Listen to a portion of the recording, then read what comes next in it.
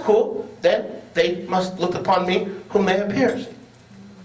But what we didn't realize was that they're taking, the Brit Hadashah takes incredible liberty with the recorded Tanakh. It does not, in 95% of the time, it misquotes the Tanakh. Now what are you going to do?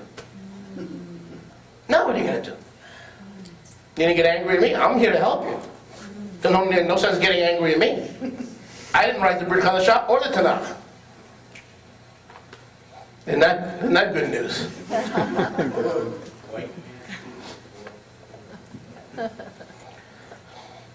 Now here's something else. So what is number one? Ingenuineness. They are disingenuine. They have a religious system based on a system that the writers of the Brit Hadashah were unctioned by Yahweh to employ, and when they employ it and when we follow it, we get lampooned, lambasted, and castigated for following pardes. But to the left of Matthew, not only they follow it, rabbinical Judaism would fall without pardes. It would fall right at the root. It would be destroyed, cut at the root. It's the oxygen. Pardes, Pashat, Remez, Drash, and Sod is the oxygen that keeps traditional Judaism functioning. Is anyone with me? Yes. But when it comes to you using Pardes to explain the unexplainable, esoteric, mystical Sod and Remez behaviors and tendencies of Yaakov and Matityahu and Yehudah and Titus, they don't allow us those same privileges. Sorry. The Torah, the basic foundation of Torah is a call to use equal weights and measures. The basic call of Torah is that in all things we are to use equal weights and measures that Yahweh hates. And I believe the word is an abomination. It is an abomination to Yahweh to use differing weights and measures. Meaning, Israelites of the second covenant cannot do what first covenant Israelites did. Are you getting this? Sure you are. Tov. We have a bright group. A bright group of early birds. Tov, tov, tov. Again, Pardes is Pashat, which is what? Literal, face value. Remez, the text is written not at face value, but gives a hint. Drash, it's written allegorically, metaphorically, to tell a deeper truth. Sod is how deep you want to go. All the Sifirot, all the levels of Yahweh's manifestation of who He is. Okay? But here's another thing, the anti-Yeshua, and to be honest with you, I had an email just before I came to conference and kind of corrected me, and he said, you know, Rabbi, you really shouldn't say anti-missionaries because they're not really missionaries. And we're not missionaries either. We teach the restoration of the kingdom of Yahweh to both houses of Israel. And so no one in this room would consider themselves missionaries. Right? We just live it and let our light shine before man. And we glorify our Father in heaven by letting our light shine before man. And so we don't want to missionize anybody. We want to bring them into the kingdom revelation of who Yeshua is and who they are as an Israelite in the kingdom. Baruch Hashem Yahweh.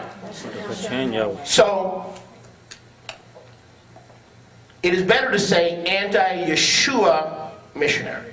Okay? They are the anti-Yeshua missionaries. And what did Yeshua say? Don't be surprised. If they hate me, you think they're going to love you? If they hated me, they'll hate you. If they hate me, they hate my Father. Now, if Yeshua is the greatest prophet and the Moshiach, he said, he that hates me hates my Father. Traditional Judaism says, no, we love gold. We love gold. But we don't need this Yeshua. That's idolatry. Yeshua said, no problem. If you hate me, you hate my Father also. Right? Baruch Hashem Yahweh. So not only are they being hypocritical and disingenuous, and can we talk? Yes.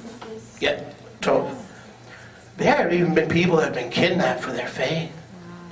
There was a book written, I believe, by Seal Rosen about some Messianic believers, when all else fails, the anti-missionary or the anti-Yeshua missionary is not averse to taking Messianic believers, locking them in a closet, depriving them of food and sleep, and saying, now where is your Jesus? They will break federal laws. They will kidnap, beat, and deprive of basic human necessities. If I'm paying you $30,000 and I expect you to get the job done, which is get my daughter back to traditional Judaism, you better come through. You see what we're up against here? And we're losing many good people. Many, many good people. Another thing that the anti-Yeshua missionaries don't tell us, the way they make it sound is incredible. I mean, it's just incredible. The way they make it sound is that us Christians, of course, we're not. None of us in this room would identify.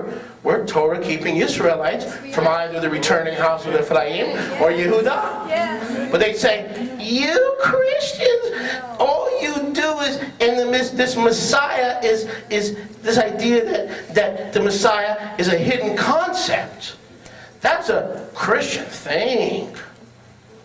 That's, in other words, the fact that the Brit Hadashah or the New Covenant is esoteric and is written on deep levels of Hebraic interpretation, when they themselves do the same thing.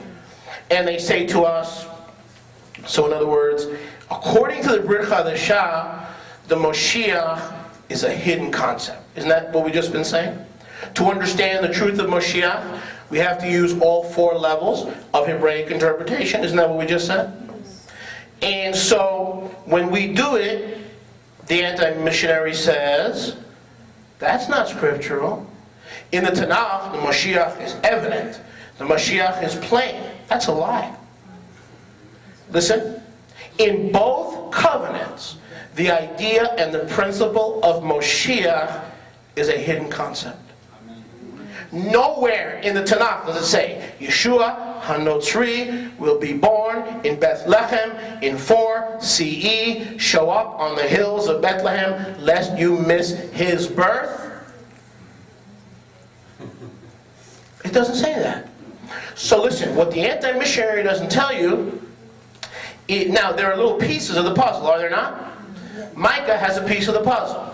Yeshayahu has a piece of the puzzle. Habakkuk has a piece of the puzzle. Yirmiyahu has a piece of the puzzle. And it's up to you and I as students, 1 Timothy 2:15, to rightly divide the word of truth. Study to show ourselves approved unto Yahweh, a workman who need not be ashamed, rightfully dividing the word of truth. So it is up to you and I to take the pieces from Yirmiyahu and Yeshayahu and apply all the levels of Pardes, or the four basic levels of Hebraic interpretation, and put all the pieces together. Because here's the deception. They say that in the Tanakh it's plain. Of course they have to say that. Of course they have to say that. Because they cannot allow us to use what? Pardes.